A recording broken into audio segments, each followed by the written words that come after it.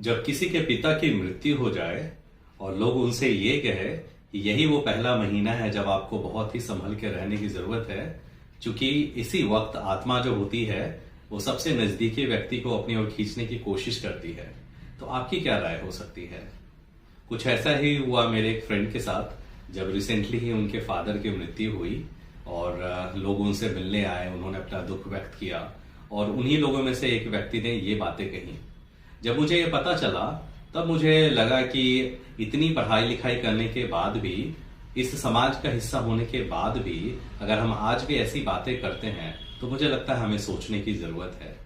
मुझे पता चला कि वो ठंड की वजह से नहीं बल्कि डर की वजह से उसके अंदर एक कंपन थी, जस्ट बिकॉज क्योंकि उसे ऐसा कहा गया था कि इस पहले महीने में इतने संभल करके रहने की जरूरत है। तब मुझे लगा कि हमें बदलने की जरूरत है।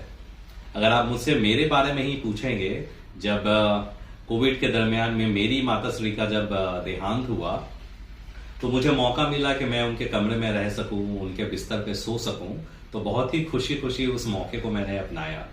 बल्कि कुछ लोग ऐसे भी थे जिन्होंने मुझसे पूछा कि तुमने बेड को अच्छे से क्लीन तो कर दिया था ना, जो वुडन बेड है उसको अच्छे से धो तो दिया था ना। तो मैंने यही सोचा कि जो माता पिता अपने जीवन में रहते हुए भी अपने बच्चे के बारे में कभी भी कुछ भी गलत नहीं सोच सकते हैं, तो क्या जब उनकी मृत्यु हो जाती है तो क्या वो इस लायक होते हैं कि उनकी वस्तुओं को अपनाने के पहले हम उनको धोने की जरूरत पड़ जाए और उनके बारे में ऐसा सोचने की जरूरत पड़ जाए कि जो आत्मा होती है वो किसी सबसे नजदीकी व्यक्ति को अपनी ओर खींचती है? मुझे तो ऐसा बिल्कुल नहीं लगता है। मेरा तो मानना यही है कि आपके जो पेरेंट्स अपने जीवन में रहते हुए भी या नहीं रहते हुए भी सिर्फ और सिर्फ आपका भला ही सोच सकते हैं, आपकी बुराई कभी नहीं सोचेंगे। तो मुझे लगता है हमें अपने सोच को बदलने की जरूरत है। और पढ़ाई हम क्यों करते हैं? पढ़ाई हम सिर्फ इसलिए नहीं करते ताकि हमें एक अच्छी सी डिग्री मिल सके या हम एक अच्छी सी नौकरी पा सके। पढ़ाई हम इसलिए भी करते हैं ताकि हम एक अच्छा इंसान बन सके और हम अपनी सोच को सही कर सके, आत्मा को शुद्ध कर सके और समाज में अपनी एक पहचान बना सके और किसी के जीवन में प्रकाश ला सके।